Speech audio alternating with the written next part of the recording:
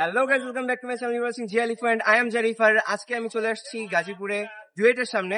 আজকে আমি 2 ঘন্টার মধ্যে সাইকেলে করে গাজীপুরে 30টা এক্সপিরিয়েন্স করব আর পুরোটা আপনাদের সাথে শেয়ার করব। Let's get going. তো এখন আমরা চলে আসছি বিএমটিএফ এর সামনে। BMTF Bangladesh Medical Tools Factory, আর বাংলাদেশে এটাও একটাই আছে যেটা গাজীপুরে।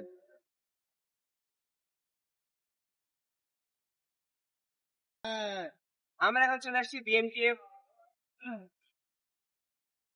স্কুল এন্ড কলেজের সামনে। বিএমটিএফ এর সাথে সংলগ্ন বিএমটিএফ স্কুল এন্ড কলেজ আমরা আপনাদের সামনে আরো দেখাবো। বিএমটিএফ স্কুলের ভাই বন্ধু সবাইকে জানাই আসসালামু আলাইকুম, আর ছোটদের প্রতি স্নেহ রইল। তো এখন আমরা চলে আসছি ক্যানবোর্ডের সামনে, ক্যানবোর্ড অফিসের সামনে চলে আসছি আমরা। এখানে আপনারা সাইনবোর্ড দেখতে পাচ্ছেন, আর ওই পাশে ক্যানবোর্ড অফিস। তো এখন আমরা চলে আসছি বিডিপির সামনে, বাংলাদেশ ডিজেল প্ল্যান্ট। এটাও গাজীপুরেই অবস্থিত, আর এটা লাগাই দেবে না।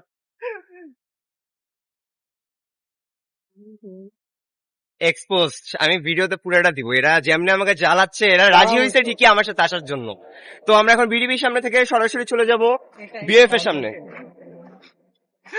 ডিস্টার্ব একটু কম করলে হয় না?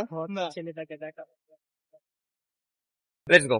তো এখন আমরা চলে আসছি বাংলাদেশ সমরাস্ত্র কারখানার সামনে। আমার পিছিয়ে আপনারা দেখতে পাচ্ছেন বিওএফ, বাংলাদেশ অর্ডিন্যান্স ফ্যাক্টরি বা বাংলাদেশ সমরাস্ত্র কারখানা। আর এটা বাংলাদেশে একটাই আছে যেটা গাজীপুরে।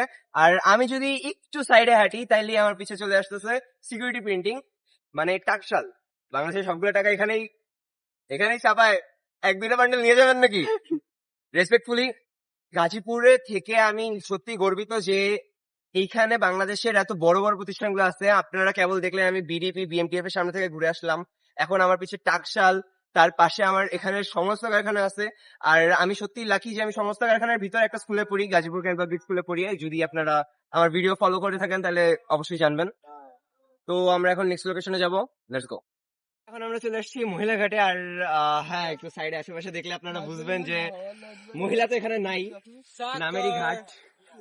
মহিলা তো এখানে নাই, নামেরই ঘাট। আর আমাদের বন্ধু বান্ধব আছে। ফানফ্যাক্ট হচ্ছে জায়গাটাকে সবাই মহিলাঘাট ঠিকই বলে, কিন্তু আসলে জায়গাটার নাম মহিলাঘাট না, যেটা আমিও রিসেন্টলি যখন ভিডিওটা এডিট করতেছি তখন জানতে পারছি। আসলে জায়গাটার নাম মহলঘাট। আর হয়তো মানুষের মুখে মুখে চলতে চলতে মহলঘাট থেকে মহিলাঘাট হয়ে গেছে। বাট ইয়েস, এটা একটা নতুন ফ্যাক্ট আপনারা জানলেন যারা এটাকে মহিলাঘাট ভাবতেন। জেনে নেন, এটা মহিলাঘাট না, এটা মহলঘাট। তো এখন আমি চলে আসছি ভাওয়াল গাজীপুর স্টেশনে। গাজীপুরের ব্লগটা আপনারা হয়তো ভাবতেছেন যে সকাল কিভাবে হইলো। আমি আগের দিন ফেল করছি, বিকজ আমরা এক জায়গায় যে আটকায় পড়ছিলাম। লাস্টের ভিডিওটা আমি মহিলাঘাটে ছিল, মহিলাঘাটে করার পরে আমরা জ্যামের কারণে ব্যাক করতে পারিনি। পিছে বান্দর। কেমন অভিজ্ঞতা সেটা বলো। ভালো লাগতেছে না সময়। আপনারা দেখতেই পারতেছেন লাস্ট দিন আমরা ব্যাক করার সময় কত বড় একটা জ্যামে আটকায় পড়ছিলাম, এই জন্য সেদিন কমপ্লিট করতে পারিনি। তো ব্যাক টু দ্য ভিডিও। পিছে বান্দর আছে, মাইন্ড ডোন্ট মাইন্ড ইট। আমরা ব্যাক করতে পারিনি সন্ধ্যার আগে, তাই সেদিন কমপ্লিট করতে পারিনি। মানে 2 ঘন্টার চ্যালেঞ্জটা আমরা হারছি ঠিকই, বাট এর মানে এই না যে পুরোটা হাঁটতে হবে। তাই আমরা আজকে এই ছেলেটাকে দেখা লাগবে না, আমি দেখাচ্ছি আসল জিনিস।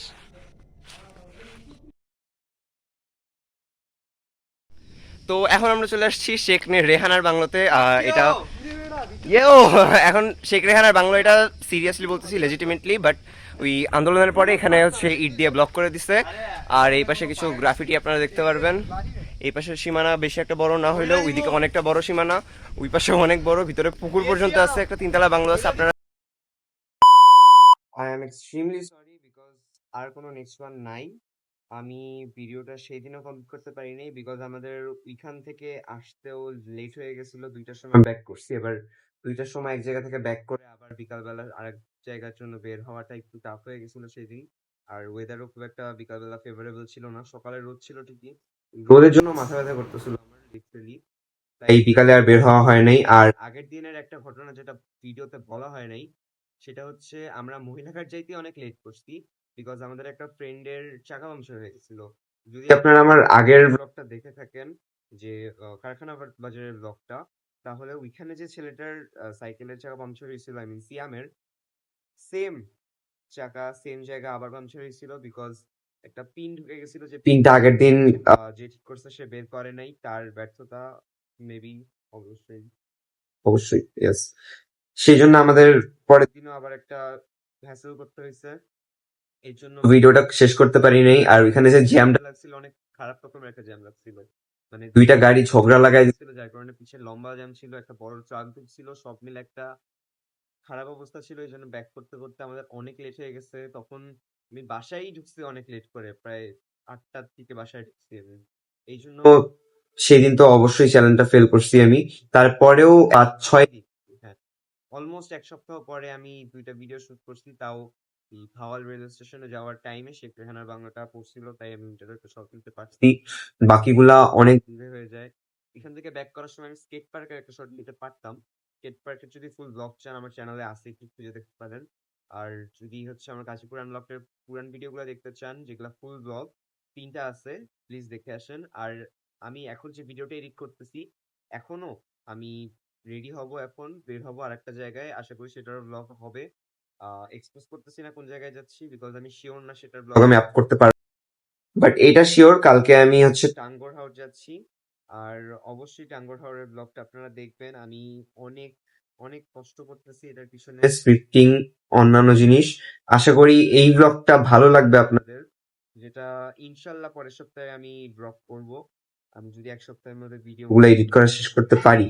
আর এই ব্লগটা আমি জানি খুব একটা ভালো হয় নাই, তাও সাপোর্ট করতে একটু লাইক করতে পারেন, চ্যানেলটা সাবস্ক্রাইব করে দেন। আর আমার গাজীপুর আনলকটের লং ব্লগ গুলো ভালো হয়েছে, ওগুলা দেখে আসতে পারেন। একটা ভিডিও শেষ চলে আসছে। আজকে এইটুকুই, আবার দেখা হবে পরের ভিডিওতে। Bye bye.